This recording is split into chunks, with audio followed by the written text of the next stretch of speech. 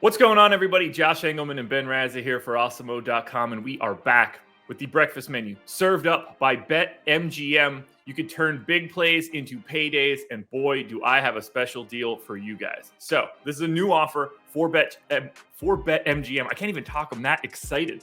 If you are a new BetMGM user, all you have to do is deposit at least $10 into BetMGM using the link in the description of this video.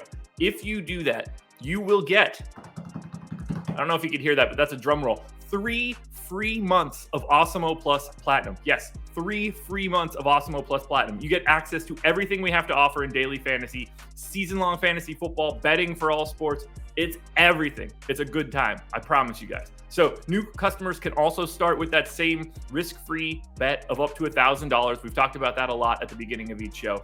This is a great deal. Terms and conditions do apply, but you got to go check out BetMGM and sign up using that link because you're not going to get a better deal than 3 free months of Awesemo Plus. Now, hit that like button, subscribe to the channel, hit the notification bell so you know when everything goes live, because today we're back talking PGA. New season of PGA golf. We had a mini break. We are back, and we are here to pick outrights and top 20s and top 10s and make a lot of money. That's what we're going to try to do.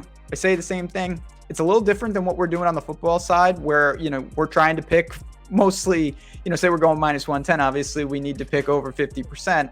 Here, it's going to be a little harder. But when you hit one, it can make the whole season. I'm going to give you some credit, even though it pains me. When we started these videos last year, within the first couple, you hit Kevin Na outright. It paid for the entire season. And that's what we're going to try to do here. We kick things off with what used to be called the Safeway Open. Now it is called the Fortinet? I can't even pronounce this word. I keep wanting to say Fortnite, which I think would be really fun. That would be pretty cool. Fortinet?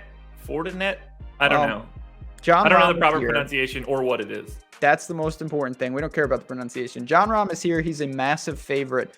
But the good opportunity for us as bettors is if he doesn't win, and he might, of course, but if he doesn't, the rest of the board is wide open for a giant long shot to get it done. Do you want to kick off our season here? And I've got a couple I really like. I'm not just saying that. Love these picks today. Where do you want to go? You should go first then, because I do not love my picks. I don't even necessarily like my picks. Okay, I like mine. I feel really comfortable. When you hear the odds, you're going to immediately know low probability of success. But this is a good opportunity. I'm going to go to 100 and you heard this right, 140 to 1 to win this tournament. Patrick Rodgers. Patrick Rodgers is a guy. He's been around. Aaron's brother. Yeah, that's right. Aaron's brother, but not Aaron's brother. Guy's been on tour for many, many years. He's been very close many, many times. He's got 3 runner-up finishes over the years. He's a California guy. He played fine at the end of last season. Some hit and miss. He was 5th at the Barbasol against lesser competition. But here's what I want to point out. This is a guy that is consistently driving the ball very, very well. He has gained off the tee in 7 of 8 to close the season. When I look at what you need to do at Safeway, here's the recent champions. Brendan Steele twice. Kevin Tway, Cameron Champ, Harry Higgs. Not Harry Higgs. Harry Higgs was runner-up, though. These are the type of names that I want to point. I wish Harry Higgs won this. That would make me so, so happy. But when I look at these type of guys at the top of the leaderboard each year, what comes to mind when you hear those names? Driving, off the tee, aggression. And that is Patrick Rodgers in a nutshell. He's got that opportunity. That is the strength of his game. He pairs that up with a lethal putting combination. What do we know in these birdie fests? Got to make the putts. And Cameron Champ is kind of perfected when he's on this strategy. You bomb it off the tee, you convert on the greens. You don't have to be that crisp with the irons or the short game. It's 140 to 1. So obviously, I think we know what we're getting here in terms of likely outcomes, but there's no reason to me that Patrick Rodgers can't get in the mix. And I think that this course is the type of course where we could see him thrive. It's a good setup for him.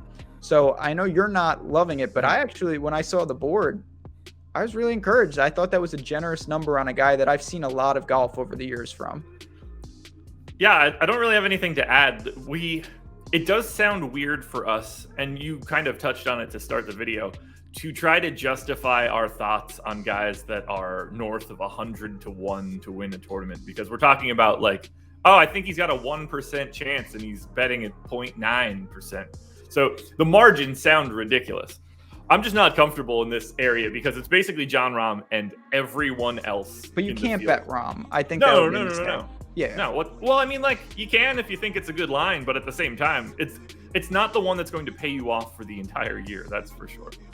I'm sorry to jump in, but can I just say this quickly? If you're going to bet Jon Rahm, I think you would be better off getting in live. Unless you think he starts quick and just decimates, you can probably get him at 7-1, 9 to, if he has just a mediocre round one. And I think we all know that he could clearly turn it on that second day. So if you're going to bet Rahm, I would wait.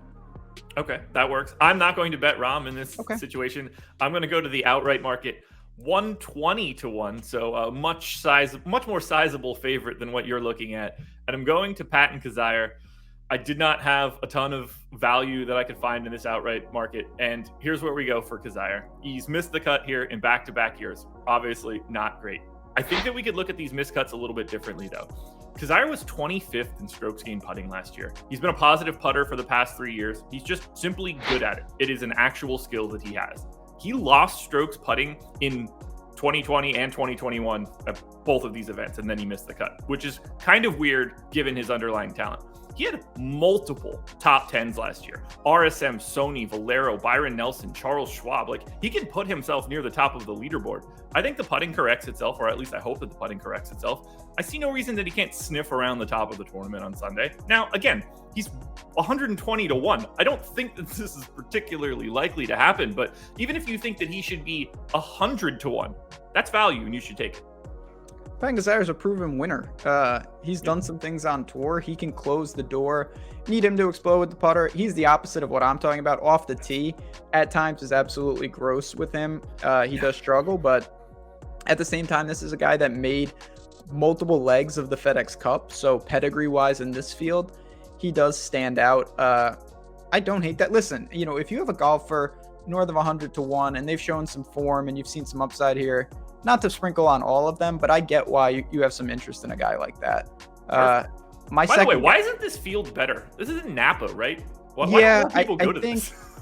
I mean, it's hard because you've got the Ryder Cup coming up, and that's going to take the elites. That's a good point. So, but I hear what you're saying, no doubt. When I looked at it, I was like, oh, this seems like an event where everybody brings their wives for the weekend and like they go play 2 rounds of golf. Yeah. But Ryder Cup changes the game a little bit. Yes. All right.